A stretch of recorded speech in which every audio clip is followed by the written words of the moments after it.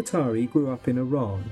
Formerly of the Johns Hopkins School of Advanced International Studies, he's now Vice President and a Senior Fellow at the Yorktown Institute. He writes on Iran for the Wall Street Journal and National Review and is a contributor to the Middle East Forum. Shay, let's start with the 7th of October, if we may. You wrote a piece for the Wall Street Journal saying why it's obvious Iran approved Hamas's attack, which was subtitled, "If you understand how the Islamic Republic's power centers work, it becomes clear what happened." Tell us more. The argument against that Iran had given the green light was that no intelligence, neither Israeli nor American, had picked up any such thing. It is important to consider that, one, they also, both intelligence communities missed the attack itself. Second, and more importantly, we have a tendency to mirror image ourselves into our adversaries too often. That was, in fact, the Roberto Wolsteder's argument about, one of the arguments about the Pearl Harbor attack, and we continue to do it too often. Iran has a very, very informal culture. It's an informal society, like most of the Middle East, and they do not have formal decision-making, paper trails. And due to this, it is very common for us, unless we can eavesdrop into their meetings, to miss their decision-making. Let's go back further. That makes perfect sense, by the way, of course. In fact, there are loads of things that don't have written. They haven't yet found any written orders by Hamas leaders to rape women in southern Israel on the 7th of October either, but that doesn't mean that they didn't get these kind of orders. Let's go back even further to 1988, when Raisi, who's president and recently died, of course, was tasked with heading a panel that executed about 10,000 political prisoners in 2 months. This had personal implications for you, didn't it? Do tell us. It almost did. My father was in prison for 5 years, and he went into prison in 1983, and his sentence was for 7 years. He would have been there for until 1990, but for a pardon he received from Ayatollah Montazeri, who at the time was the deputy to Ayatollah Khomeini, and was the heir apparent to become the next supreme leader. Montazeri had become disillusioned by the regime and became an internal dissident. By 1988, he realized that his days were numbered as an official in the regime, and he was to be ousted as the heir apparent and the deputy. So he began issuing pardons to political prisoners. My father received a pardon. He was in prison from 82, I should correct myself, until 87. He receives a pardon months after Mr. Montazeri is ousted as the deputy, goes into house arrest, becomes an internal dissident until he dies in 2009. And in summer of 1988, Mr. Raisi heads a death panel, to determine the fate of political prisoners.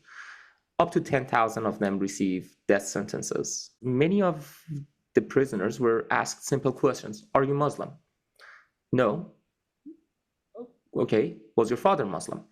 Many would respond, yes, my father is Muslim. Did your father pray? Yes, my father prayed, to save themselves. However, the argument was that if your father was Muslim, therefore you were Muslim and you become someone who left the religion. So they would be sent to the execution chamber, as opposed to someone who said, no, my father never prayed. So, okay, you didn't grow up Muslim. It was a very draconian process, but up to 10,000 Marxists and Islamist Marxists, the Mujahideen, were executed. My father escaped death by a few months. Wow. Let's talk about what happens when the Supreme Leader Ali Khamenei dies. because you have written in the Wall Street Journal, you think instability is likely, and that the US should prepare to take advantage of that. How should the US prepare to take advantage? What should the US do when that day comes? When that day comes, first thing to keep in mind is that Mr. Khamenei himself was a compromise candidate for supreme leadership among different factions of the Islamic Republic. And he was perceived as somewhat a buffoon. He was president at the time when Iran also had a prime minister, and the president had the same political powers as the president of Germany, let's say. He was a buffoon, and he was chosen for supreme leadership because the men, including Mr. Rafsanjani and Khomeini's son, who chose him as Khomeini's successor, believed they could control him. Over the years, he either had the natural instinct of a politician or learned to eliminate all of his rivals, and several of them through assassination, and create a charismatic cult of personality for himself within the regime. This time, different factions, rival factions, and I'm not necessarily talking about just ideological differences. I'm also talking about different interests. The clergy, the Islamic Revolutionary Guard Corps, who have different interests, as well as the moderates and the reformists, as well as some people, the Iranian people, will understand that they cannot make any compromises with on a new candidate. This is likely to prolong the succession. That gives us a golden opportunity to exploit, further prolong the process until the regime turns against itself and begins to crack internally. It is important to keep in mind, Iran's constitution doesn't necessitate a supreme leader. It also allows for a council of supreme leaders, or a council of supreme leader.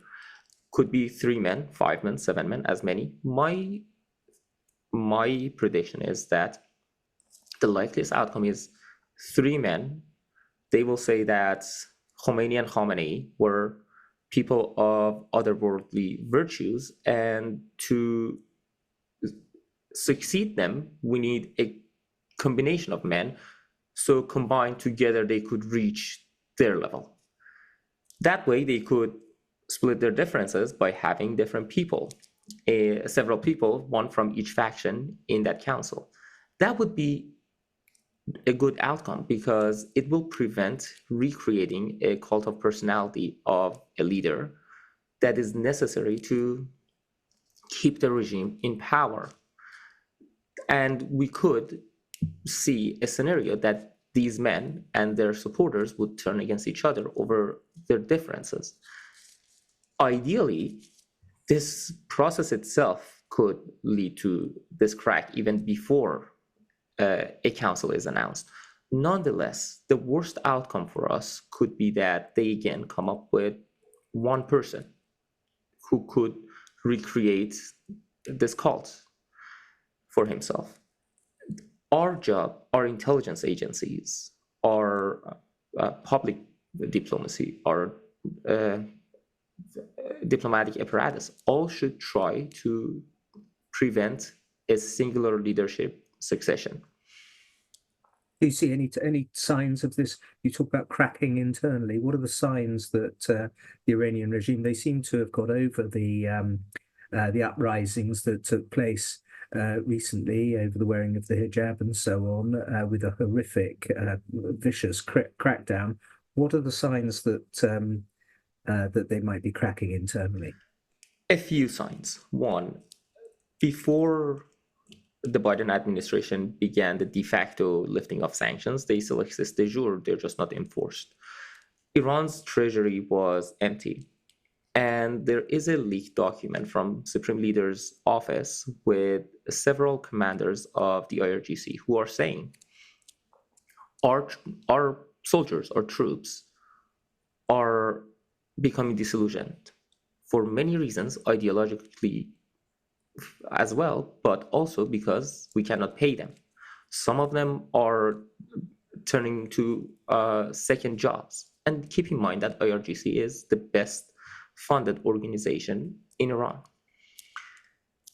So that is within the rank and file and a bit above the rank and file, because even some of these commanders are complaining that the suppression is going too far. Some of them. Second, after Raisi became president, he immediately became a candidate to succeed Khamenei. There's a rival candidate, which is Mojtaba Khamenei, the supreme leader's son. Raisi had close ties with the IRGC, and he was their preferred candidate. Immediately after, the powerful Qom Seminary, which Khomeini came out of, appoints Mojtaba Khamenei as a senior lecturer, despite his lack of Islamic credentials, as Islamic jurisprudence credentials. It was a sign that they still wanted to push their own guy to become the supreme leader. Now, IRGC is going to find a new person as a candidate. They don't trust Mr. Khamenei's son. But these are just a few anecdotes of cracks that exist. And third, the reform movement, which is mostly dead, has still purchase within the regime, because the failures of the Islamic Republic over the past many years, many reformists do not attribute it to the theocratic or tyrannical character of the Islamic Republic. Rather, they attribute it to diverging from Khomeini's ideals. The reformist faction in the parliament has always been named the followers of Imam's line. Imam refers to Khomeini, not Khamenei. They believe that to return to the glorious days of the revolution, they need to return to Khomeinism. It's not a good ideological line to take for liberals like us, but it is a sign of ideological difference as opposed to younger people who are more in line with Khamenei's ideology. Let's talk about the bomb. They have what it takes to build a nuclear bomb, but they haven't yet. And you think that's because of their lack of confidence in their delivery capabilities, don't you? The United States, since 2019 intelligence estimate, had said that Iran is currently not pursuing a nuclear weapon. That continued into the 2020 nuclear posture review that the Biden administration published. So both the Trump and the Biden administrations agree. Last month, a few weeks ago, the new intelligence estimate changed. Now it says that Iran is pursuing nuclear weapons as of last month. There are reports that Iran has begun looking into how to create a delivery system, has started a preliminary computer modeling for missiles, for nuclear missiles. They're still, as far as we understand, and I trust our intelligence, not close to it, but they seem more confident that they're getting there. And I want to add one more point. Iran's the delay in pursuing these capabilities were more caused by political decisions than scientific decisions, actually. It was the IRGC and the policymakers who did not want to go too fast. The scientists, such as Mr. Fakhrizadeh, whom Israel assassinated a few years ago, they wanted to move ahead with weaponization. Something has changed over the past few months that we still cannot fully understand, but either they have more scientific confidence or they are making different predictions politically about the regional order, that they are now beginning to move ahead with weaponization. But still, they are, as far as we can tell, they are not 1 week away from a nuclear weapon that could be delivered. The West has used economic incentives to curb or try to curb Iran's nuclear ambitions. But you've argued that Iran doesn't respond to economic incentives in the way that we think it does. Could you elaborate on that? Yes, indeed. We are a commercial republic in the United States, and most of liberal democracies are responsive to their peoples. And people usually want two things: one, economic prosperity, and two, security guarantee and freedom in equilibrium with each other. We believe that this is how most governments operate, which is to some extent true, but non-liberal regimes have other and sometimes even more important incentives. For the Islamic Republic, ideology matters much more. And one element of that ideology is being a revisionist power to change the order of the Middle East. And if you want to go too idealistic, the entire world. Now, I mentioned the ideological element of it, which is important. There's a second importance to Iran's incentives, which is the supreme incentive: staying in power. One might think that economic prosperity would help Islamic Republic to stay in power longer if it has domestic credibility. The problem is that that is something in the eyes of the regime leaders that comes and goes. What is permanent is a security guarantee against foreign intervention to help overthrow the Islamic Republic. And the only security guarantee they can think of is nuclear weapon. What happens, do you think, apart from securing themselves domestically, what else happens strategically around the Middle East when Iran gets the bomb? I do not think that they will use the nuclear bomb they will have. I do believe that they are intelligent enough to look at the history of the Cold War, and even more so, the current history of Russia-Ukraine war, to understand that they can get away with a lot if they have the threat of nuclear blackmail. What we are seeing in the region right now will change not in its character, but in its magnitude. Iran will continue to do what it's doing, but with much more impunity. And more importantly, I do think that if Iran has nuclear deterrence, it will begin to use its conventional forces much more often. One reason Iran has not been using those forces is that they understand that their military will be obliterated by the US military, and they do not want to start that confrontation. Now, if Iran has nuclear weapons, they will still be obliterated by the US military if engagement happens. You can see the US taking on a nuclearized Iran, can you? But that is the exact point, that if they have nuclear weapons, they can avoid that confrontation. Yeah. They do not have to worry that their forces will be attacked and retaliated against by the US military. Yeah.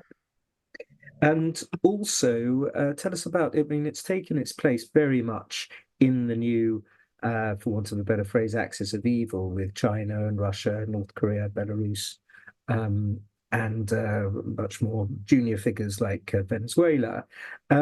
What are the fault lines between these, and are they? Is this axis likely to get closer, or are there fault lines that can be exploited by the West? This coalition is growing. My friend Aaron Friedberg has a very good point that there used to be the Soviet Union and China during the Cold War, and they were divided by a common ideology. Now, he says, they are united by anti-ideology, by anti-liberalism, anti-Americanism. All these forces, despite their many differences, understand, again, learning the lessons of the Cold War, that they cannot afford to be divided. The cooperations that are happening are stealth but important. Iran has signed a 25-year security agreement with China. It has not been published. We do not know what's in it. One rumor inside Iran is that the Chinese have been given permission to build a naval port in the Persian Gulf, which would be a catastrophe. With Russia, they are also seeking a formal security agreement. Meanwhile, they are providing weapons such as missiles, drones to Russia. In fact, they're building a drone factory in Russia. Why? One, Russia needs those drones, and Iran needs the money. Second, Iran needs deterrence. It understands that its drone facilities inside Iran are vulnerable to Israeli and American strikes. Not in Russia. Other uh, other nation states that are cooperating with Iran include, as you mentioned, Belarus, Venezuela, Cuba, sometimes Turkey, and the extent of these cooperations are entirely transactional. But that makes it even more difficult to separate them because there's no trust for us to demystify, like between China and the Soviet Union. There's no ideological rivalry. They understand the cynical character of their relationships. Let's talk about some of the franchises. We'll kick off with the Houthis. You've argued that attacking the Houthis, the West's attack on the Houthis, haven't kept up with the pace of Tehran's resupply efforts. Give us a few insights and perhaps some facts about that. I use the parallel of the Afghanistan war. The problem with that war that caused us success in Afghanistan was that we couldn't degrade Taliban capabilities as quickly as Pakistan was providing them. We have the same problem with Houthis. We cannot degrade their capabilities as quickly as Iran is providing them. We have two advantages with Iran that we did not have with the Taliban, or with Pakistan, I should say. One is that we do not have to worry about losing our relationship with Iran. It's already inexistent. And we do not have to worry about their nuclear weapons. It still does not exist. Second, Pakistan shared mountainous border with Afghanistan, making smuggling of weapons much easier. Iran does not have land access to the Houthis. Everything to arrive in Yemen has to leave the sea. Sometimes it goes through Oman. They just cross the Persian Gulf or the Sea of Oman, arrive in Oman, use their relationships with local tribes to smuggle those weapons and funds to Yemen and to the Houthis. Sometimes they exit the Sea of Oman into the Arabian Sea and supply the Houthis with that route. Nonetheless, it's a naval problem. The best way to stop this supply is by sinking Iran's cargo ships to prevent them, to dismantle their capability of delivery. So that's a declaration of war, isn't it? To sink the ships of another state. Not necessarily. In 1988, Ronald Reagan sank 6 of Iran's 12 ships without a declaration of war. And that was justified because it was an act of self-defense. Reflagged oil tankers were being attacked by Iran, and in response, in retaliation, Reagan sank 6 of their ships. You saw that there was a strike that killed Qasem Soleimani, the IRGC general, in Iraq in an act of self-defense. We have been attacked and harassed by Iran's forces enough to legally be allowed under Presidential Powers Act, War Powers Act, to, in an act of self-defense, retaliate against Iran. 1. 2, if you understand the Houthis as an extension of Iran's military, which we should, we are being attacked by the Houthis right now, currently.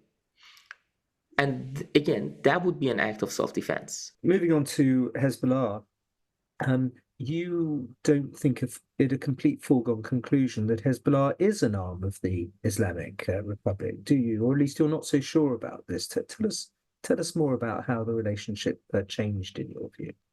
It used to be undeniably an extension of Iran's military power, and as some would describe it, an arm of the an arm of the Islamic Republic state.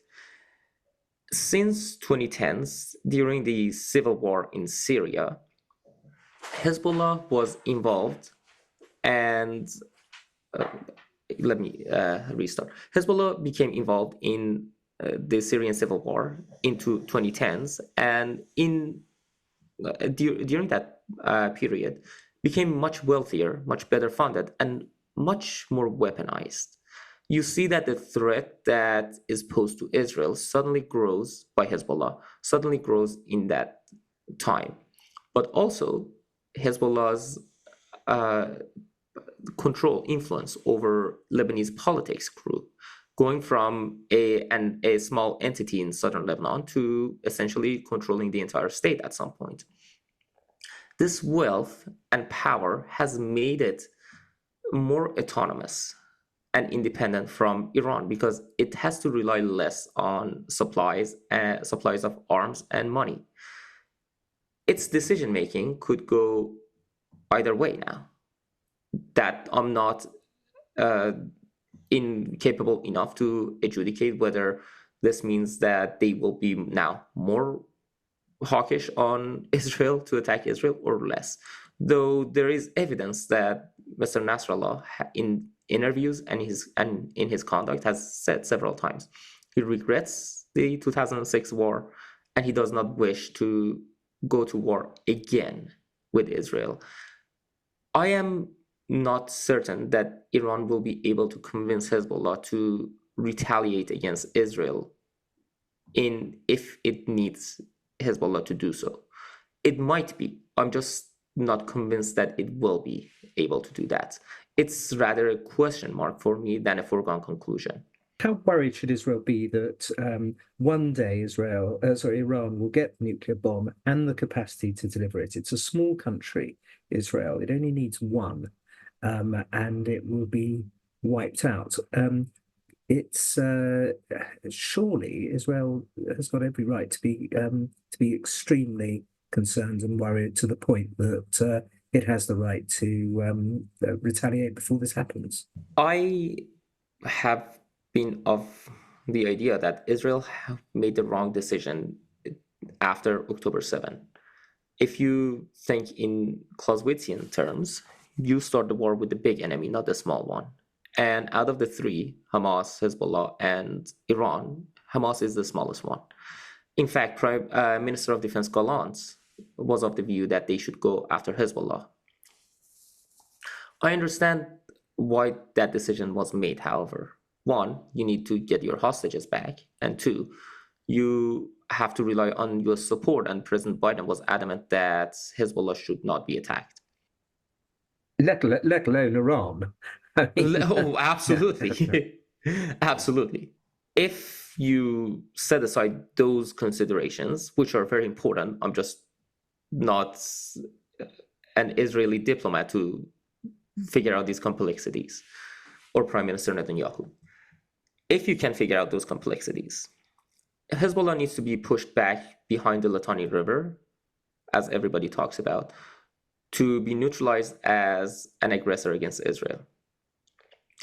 But before doing so, it is wise to consider neutralizing their air capabilities. Forget about their ground capabilities. Just neutralizing their artillery by attacking their launchers preemptively, and then attack Iran. Because there's still a chance that if you attack Iran first, Hezbollah will retaliate. It's still possible. So to buy yourself time, neutralize their launchers, and then go and attack Iran's nuclear facilities. And you think that Israel's got the wherewithal to be able to carry out a successful attack on these well-defended, deep concrete bunkered facilities in Iran? There are two sides of that. One is just traveling the distance. We saw in May, after Israel responded to Iran's aggression, that they have some secret capabilities that nobody's aware of, and that's how they hit Iran's radar system. As for the distance, also we should consider that we have been working with Israelis on air refueling capabilities with Casey class military aircraft.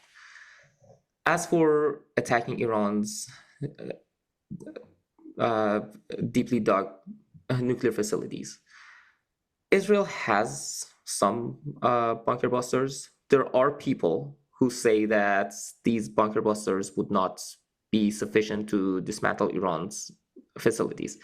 I should add that these people have also been very adamant that we should, under no circumstances, attack Iran. So there might be an analysis to prove a foregone conclusion for them, because they're on the left and they have always been for reaching a diplomatic agreement with Iran.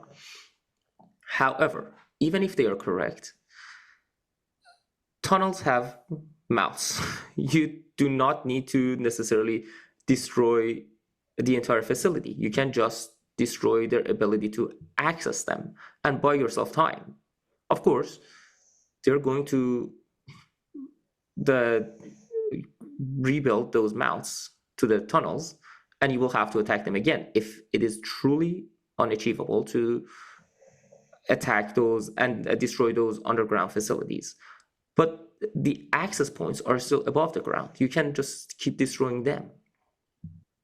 Let me go back 70 years plus. You've got a revisionist line on the what's known as the Mossadegh coup. One of the reasons that the British and Americans are so unpopular in Iran, at least with the regime, I don't think we necessarily are with the people, is that there's a very widespread belief that the CIA and MI6 back in 1953, during Winston Churchill's premiership, actually effectively overthrew the democratically elected, progressive, exciting government of Mossadegh, the Iranian prime minister. Talk us through it and why you think that narrative is incorrect. Andrew, I'm so happy that you asked this question. It's one of my favorite topics to talk about. And in fact, you were right to call it overthrowing Mossadegh's regime, not government. My argument has been that, first, Mr. Mossadegh came to power via election fraud. Actually, before the election fraud, the incumbent prime minister resigned and Mossadegh succeeded him, which is fine. It was within the constitutional order. He called new elections. Before the votes were being counted fully, they started in cities in urban areas, which were more liberal and favorable to Mossadegh. He was ahead, and while those counts were nearly finished, and they were still processing at a much lower pace in rural areas, he stopped the count and declared himself as the winner of the election. And that's how he, quote unquote, wins the premiership. A bit like what happened with Maduro in Venezuela the other day. Yes, very much so. And into his term, he abolished first the Senate and then the House, the lower chamber. He was told that constitutionally, absent the legislature, the king has the power to dismiss him. He acknowledged this, but said he doesn't have the guts to do it, referring to the king. This is where the coup happens, I say. When the first regime change happens, the coup happens, that the monarchy is overthrown and the constitutional order is disrupted because the Shah had dismissed him. I forgot to add this part. I apologize. The Shah had dismissed him, and he refused the royal order, despite the constitutionality of it, and forced the Shah to flee. Then there is some MI6, but even more so, CIA attempt to restore the Shah. It's not going anywhere, and it's mostly given up on. People came to the streets demanding the Shah's return. That happened organically. The CIA, Kermit Roosevelt, who was the CIA, the grandson of Theodore Roosevelt, who was the CIA station chief in Iran at the time, used that as an opportunity to direct the protests to restore the Shah. What Roosevelt had as a winning card, as a trump card, was a letter from the Shah that he had dismissed Mossadegh and appointed Mr. Zahedi as his prime minister. That was within his constitutional prerogative. So Mr. Zahedi, was in hiding. Roosevelt found him, took him to the radio station. He wrote the royal letter publicly. That's when people are convinced that what Mossadegh had done was absolutely unconstitutional and gives legitimacy to Zahedi's government. After that, the Shah returns. Many mistakes were made after that. I am critical of US policy after the restoration of the Shah. But what I say is that was a counter coup. That was the restoration of Iran's constitutional government that we engaged in. We can't talk about the mistakes after, but up to this point, we are restoring a legal government against an illegal government of Mr. Mossadegh. Interesting, yes. So the sort of analysis and the assumptions that have been made ever since about it being an example of Western imperialism and interference in internal Iranian politics is misplaced. Yes, and there's somewhat an easy explanation to this misunderstanding in history, which is that we're Americans. We see a quote-unquote elected government overthrowing monarchy and establishing a republic. We're gonna like that. Yeah, well, I'm not. I'm an Englishman. Well, anyway, I'm with you on that. Moving on. What's your favorite what if? I thought about this, and I might be cheating a little bit because it doesn't involve a decision that was made. Rather, I always think, what if Frederick William I was not such an austere man? Rather, he was extravagant. His son, Frederick the Great, inherited a giant treasury because of the austerity of his father. Using that treasury, he goes to annex Silesia, starts the 7 Years' War. What if he didn't have that money? What if he either easily loses the a short war in Silesia, or doesn't even start it? Stamp Act doesn't happen. You could see that Prussia might not become the center of Germany. Hanover or some other principality might become, or maybe Austria remains. Maybe the Holy Roman Empire doesn't even collapse when it did, to be so hollowed out. That's a good one. I like that. The extravagant Frederick William the First of Prussia. Yes, we certainly haven't had anything like that recently. Tell me, what's the history book or biography that you're reading at the moment? I am reading two books. One is a political biography of Paul Nitze called America's Cold Warrior by the historian of the State Department. It's a very interesting book. It's a very good book, but I wish that he had discussed Nitze's unique hostility to Jews, which doesn't come up in the book, including his... It's not mentioned at all. He mentions his weird fascination by Speer, but another friend of mine who wanted to write a biography of Nietzsche talks about his very, very hostile words for Jews in his private correspondences. That doesn't come up. And your second book? The second book is called The Venture of Islam by Marshall Hodgson. He was a Quaker historian. I don't know if you're familiar with him. No, I'm not. He was a Quaker historian who was short-lived, died young. He wrote this trilogy of history of Islam, from classical age of Islam, which is what I'm reading, going forward. He also was the chairman of the Committee on Social Thought in University of Chicago. In fact, reading this book, I sometimes wonder if it was ghostwritten by Leo Strauss. It's a very similar style of writing. It's a fascinating book. I'm reading it because I'm trying to figure out if the classical age in the Middle East ended perhaps later, the ancient era. It ended later than in Europe. The fall of Rome is when we end antiquity.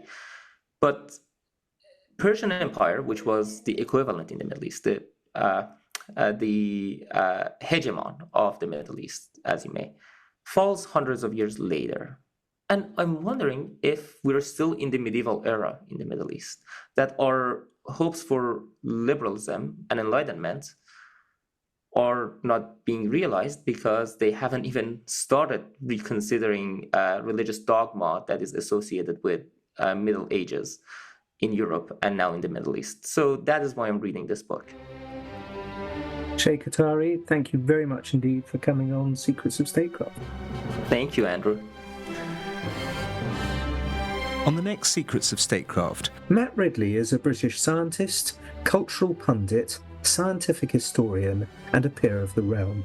He might be best known for his 2010 book, The Rational Optimist: How Prosperity Evolves.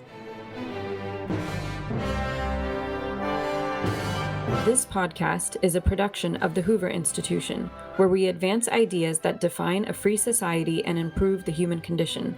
For more information about our work, or to listen to more of our podcasts, or watch our videos, please visit hoover.org.